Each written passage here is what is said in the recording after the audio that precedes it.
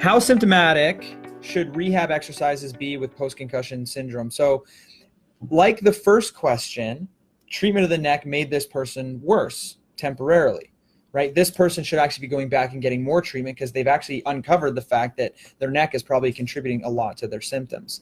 Now with this one, with other types of rehab in concussion, it's going to exacerbate symptoms. So vestibular rehab is going to make people symptomatic. Visual rehab is going to make people symptomatic. Exercise rehab is potentially going to make people symptomatic. Now, with the old school mentality of how we treated concussions was if anything caused symptoms, you got to pull back. Don't do it. If your symptoms are getting exacerbated, that means you're making things worse.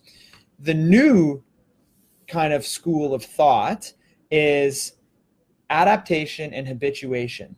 Whatever makes you symptomatic means that that's a problem for you, and you should probably be doing more of it so that you get used to it, so that it no longer causes symptom exacerbation for you once you get to the point. For example, if you're doing gaze stabilization exercises, if you were to look at a target and you're going to turn your head side to side, just like this, okay, that is going to be provoking for a lot of people with persistent concussion symptoms. If so, that means that your rehab should be this. Every single day, twice a day, progressive until the point where you can get through 2 straight minutes of this while walking up and down a hallway or whatever other task you want to add to it, until that doesn't cause symptoms anymore. That becomes your rehab. So how symptomatic should you be able to get to before you kind of pull back? The rule of thumb is 5 out of 10. So if we're talking dizziness, you're going to do this, right? You're going to start at a lower rate and you're going to gradually increase. You're going to turn your head side to side like this while staring at a target. You're going to do that in the morning and you're going to do it at night for, let's say, 10 reps each way. Once you can get to 10 reps, then you're going to go to 15 reps. Then you're going to go 20 reps, and you're gradually going to build up till you can do 2 straight minutes.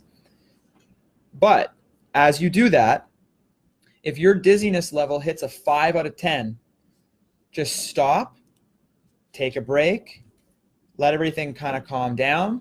Wait till that dizziness subsides, not completely because you may be dizzy all the time, but wait till it drops down to a comfortable level, and then do it again. Feel dizzy again, goes up to a 5 out of 10, take a break, stop, wait till it subsides, and then do it again. I get dizzy when I do that, and I don't have a concussion injury. So when you have a concussion injury, this provokes a lot of things, and it's not dangerous for you. You're not making yourself worse. All you're doing is provoking symptoms. It's very temporary. You're going to feel like crap, but that's what you have to do. You kind of got to go through the crap before you can kind of get out of it. One of the best, I guess, examples or ways to, analogies I should say, to explain this is, let's say you want to run a marathon. You can't just go out, like I can't go out right now and just run a marathon. I would have to start I'd have to start at, let's say, 3K, right? 3K, then 5K, then 10K. And I'd probably be sore after 5K.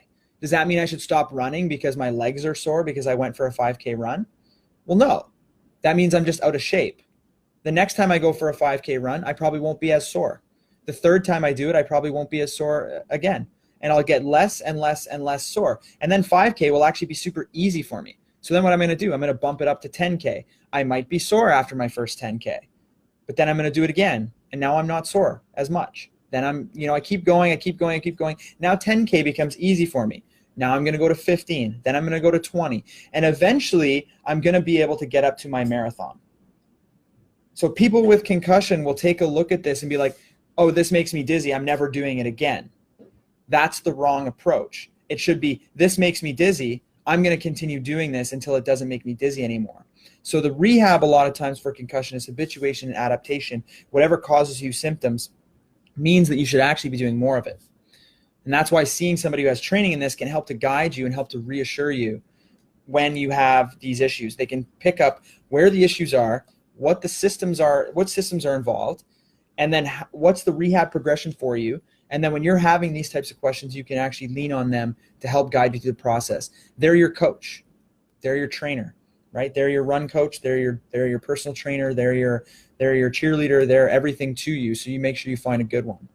Make sure you find someone with, concussion specific training, not necessarily just training in one particular area like, cervical spine or vestibular or whatever. Try to find somebody who understands concussion injury as a whole.